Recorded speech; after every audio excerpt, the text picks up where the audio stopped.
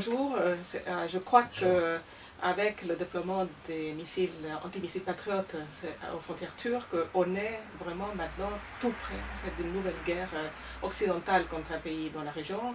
Et je vois ici cette déclaration du général Hassan Fironzabadi, chef d'état-major de l'armée iranienne du week-end, qui dit que le déploiement de ces missiles représente et montre qu'il y a un complot occidental pour une guerre mondiale dans la région. En fait, si vous voulez, le déploiement des patriotes revêt plusieurs sens. D'abord, évidemment, c'est l'engagement de l'OTAN à la frontière de l'OTAN, qui est la Turquie, contre non seulement la Syrie, mais toute la région. Alors, est-ce que ces patriotes sont dirigés contre la Syrie? Oui. Mais pourquoi? Parce que s'il y a une attaque occidentale de la Syrie, une intervention militaire, les Occidentaux appréhendent cette attaque dans la mesure où la Syrie dispose de centaines de milliers de missiles. Et ils peuvent à ce moment-là peut-être répondre. Mais là, ce qui est ridicule, c'est que s'ils répondent, ils peuvent attaquer un peu partout, et pas forcément la Turquie.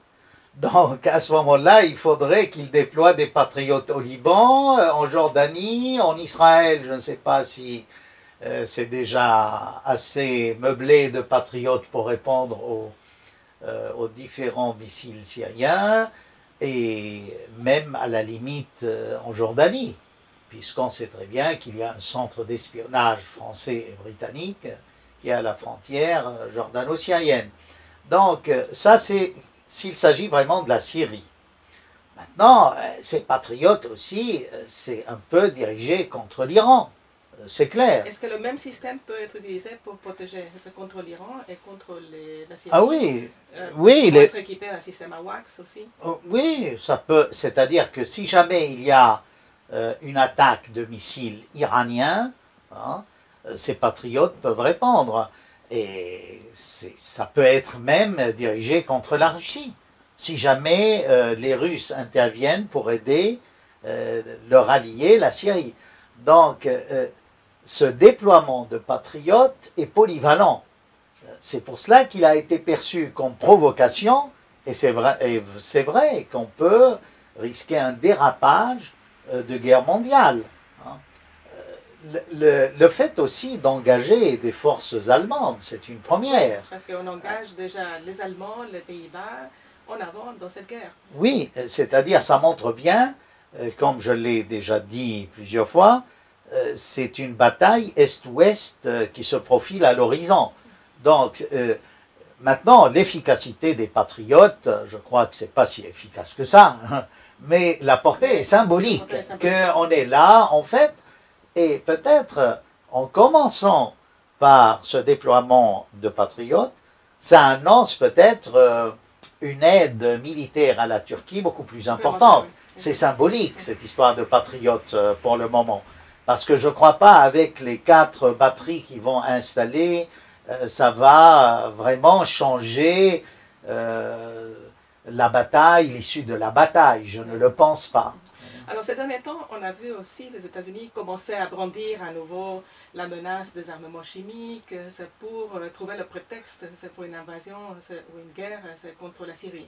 Et d'ailleurs, Tony Blair, qui avait été l'auteur, qui avait utilisé ces mêmes mensonges contre l'Irak en 2003, se trouve être maintenant l'un des conseillers principaux de Barack Obama, et il fait des allées-venues au Chicago assez souvent en fait. C'est-à-dire que c'est un peu ce qui fait peur dans cette affaire d'évoquer l'arme chimique de la Syrie, c'est le scénario irakien. Tout le monde sait qu'il n'y avait pas d'armes de destruction massive en Irak, mais ça a servi de prétexte pour une intervention. Il en est de même. Alors là, bon, c'est vrai, la Syrie a des armes chimiques, mais tous les pays pauvres, vous savez, le chimique et le bactériologique, c'est l'arme nucléaire des pauvres. Donc forcément, hein, je vous dirais que si la Syrie disposait du nucléaire, elle n'utiliserait pas le chimique. Oh, c'est une boutade. Mais ça veut dire quoi? Ça veut dire évidemment qu'il y a 2 poids et 2 mesures. On sait très bien qu'il Israël de l'autre côté est blindé de différentes ogives nucléaires, chimiques, bactériologiques, et on n'en parle pas. Mais là, le petit pays de Syrie devient tout à coup un danger, l'ennemi public numéro un. Alors, évidemment, aussi, cette façon de représenter les choses montre l'hypocrisie de l'Occident. Que peut-être cette arme chimique va tomber entre les mains des terroristes. Mais en même temps, on aide les terroristes à mener une guerre sans merci contre l'armée loyaliste.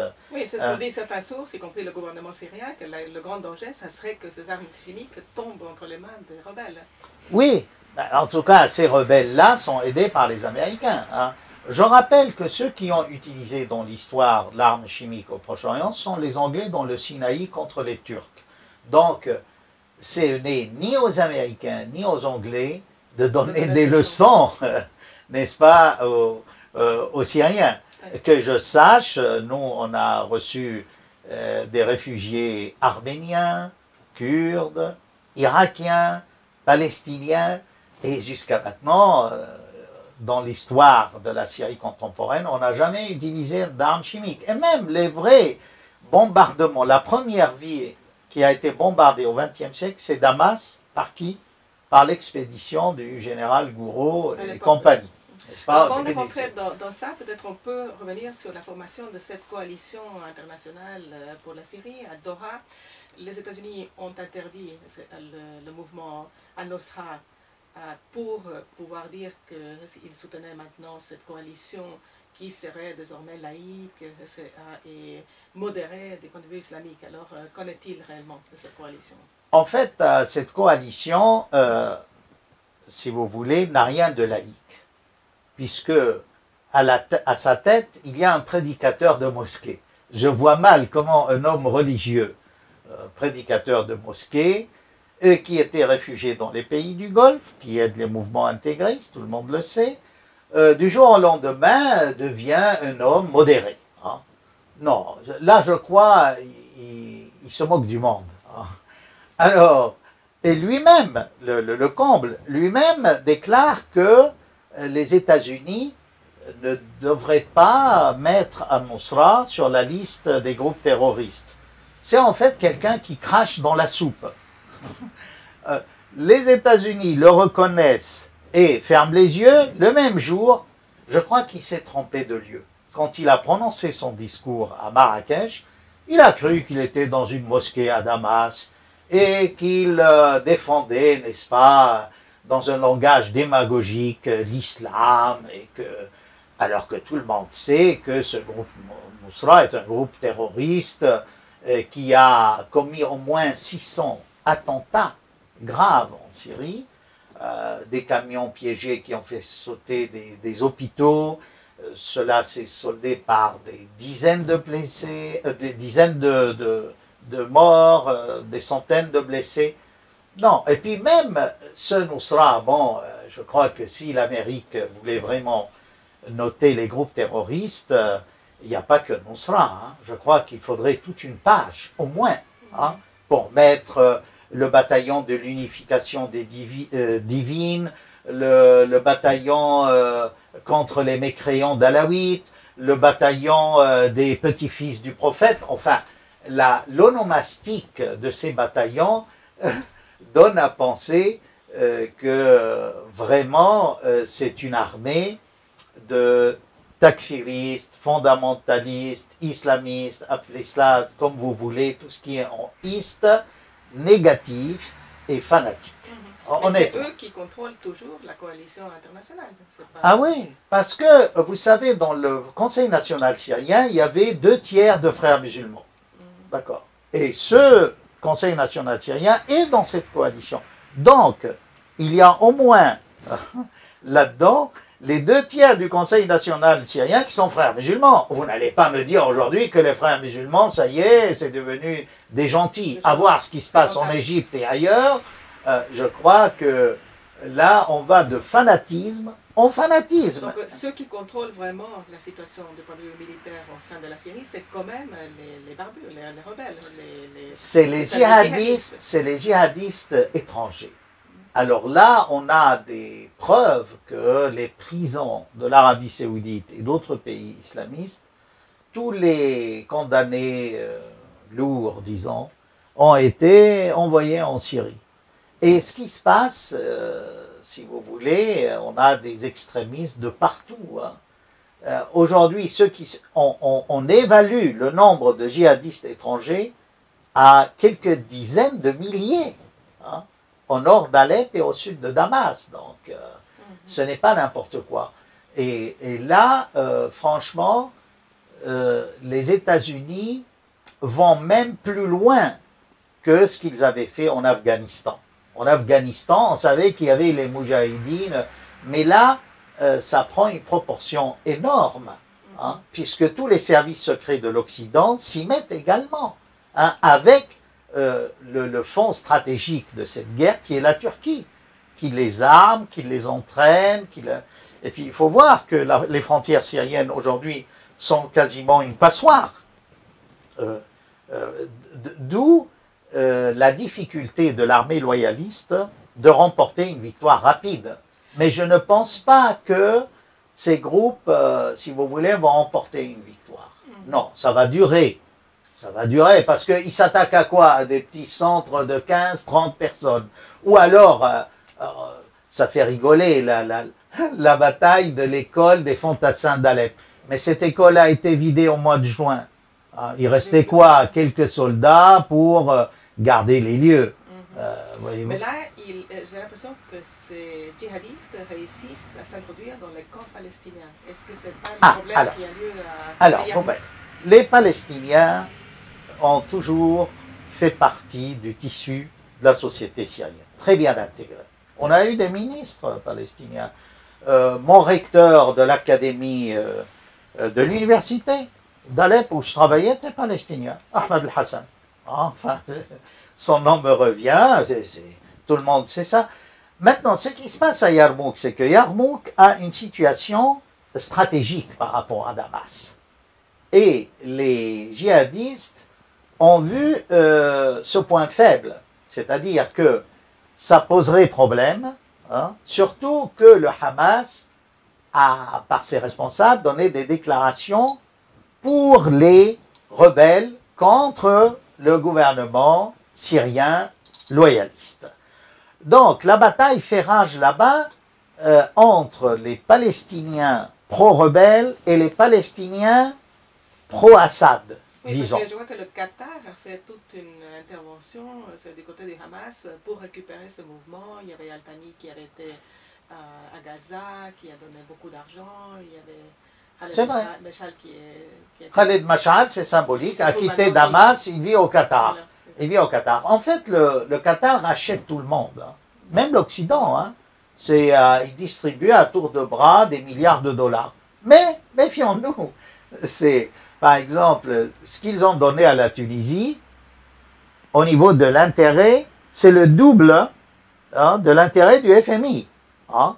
Le FMI, c'est 1,3, eux, c'est 2,5.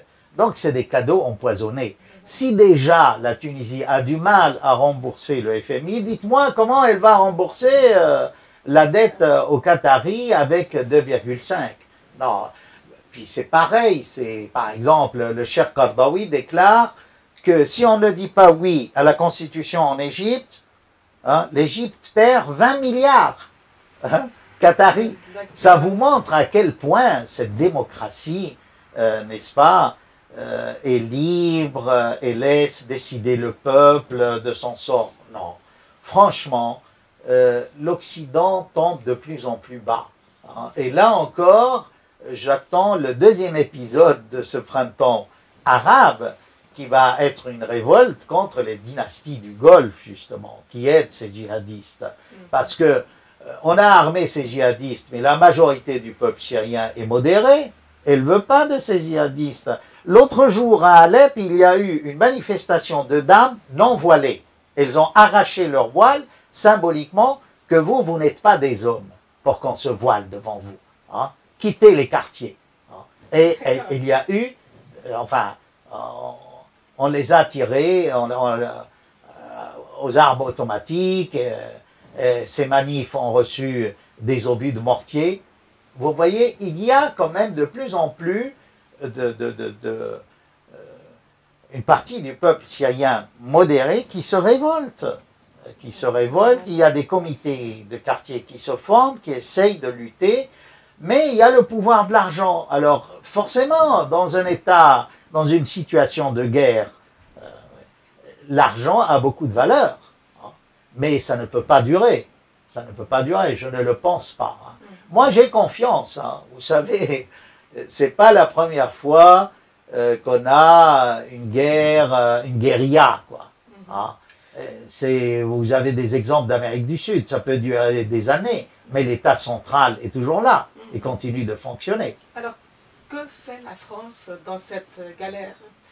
Dans un discours récent, vous aviez évoqué la fameuse phrase du général Gouraud, nous revoilà Saladin, indiquant qu'il y a vraiment deux France en cours, et peut-être vous pouvez développer un peu plus pour les gens, parce qu'ils ne connaissent plus du tout cette histoire. Alors oui, en 1919, Damas est prise par Laurence d'Arabie et Faisal Hachemite, et on élit un parlement, et selon les promesses, n'est-ce pas, des Britanniques, ce Faisal croyait qu'il allait avoir cette superbe grande Syrie, où il serait président ou roi. Bon, là, le général Gouraud, à la tête d'une expédition, écrase cette démocratie naissante, et en entrant à la mosquée des Omeyyades de Damas, à l'entrée, vous avez le mausolée de Saladin, le grand héros qui a délivré Jérusalem des croisés.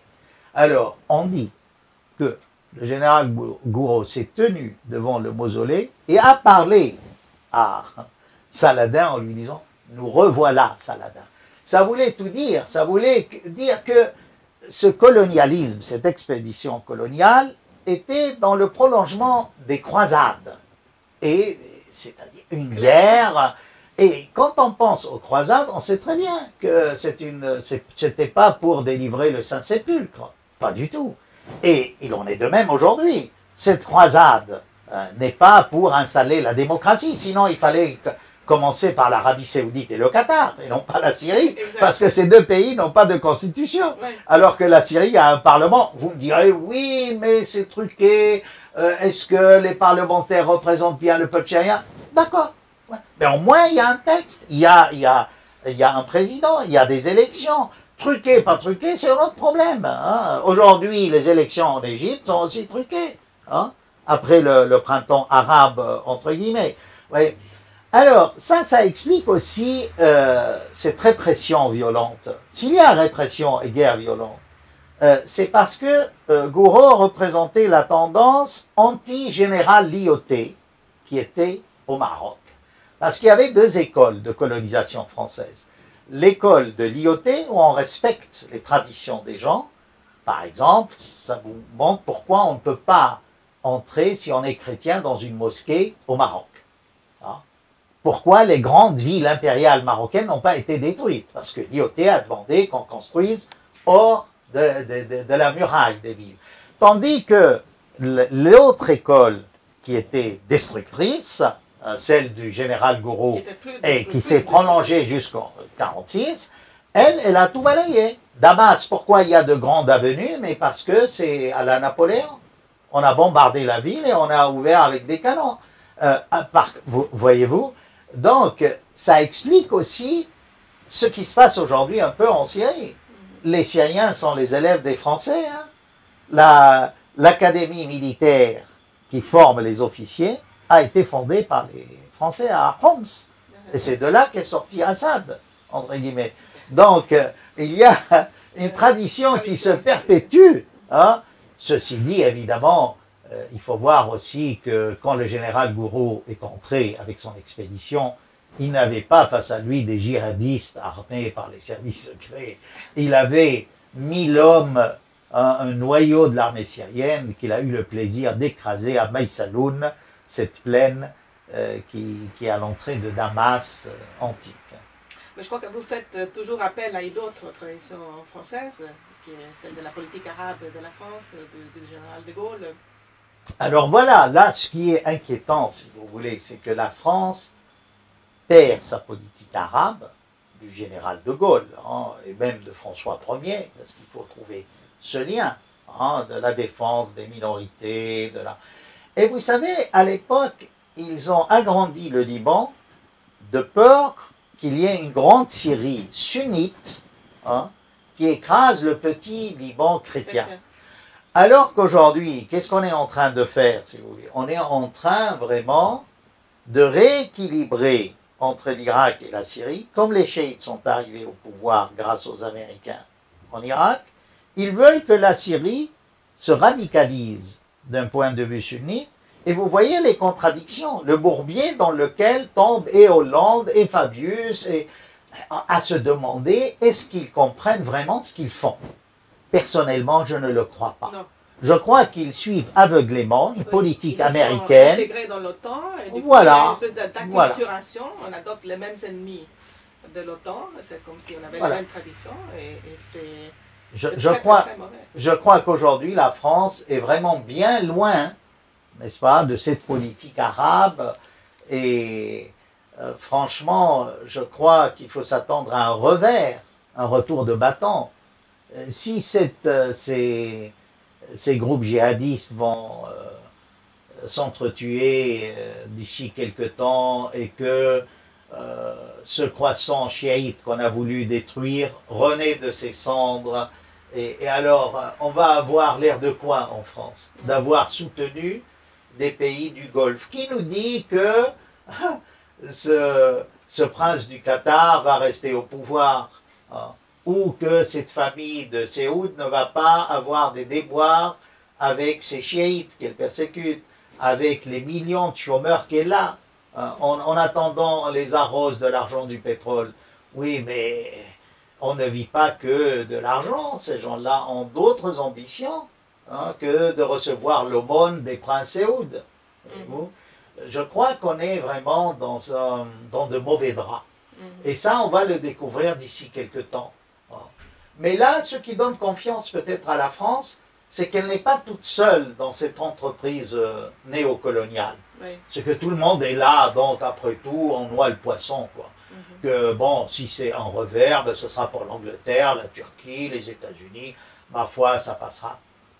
Personnellement, j'ai une autre idée de la France, peut-être beaucoup plus sublime que celle qui la gouverne. Moi qui viens d'un pays qui était sous protectorat ou sous mandat français, et qui est peut-être conservé une tradition gaulliste qui s'est perdue malheureusement dans la Gaule. Merci beaucoup, Bassam. Merci à vous.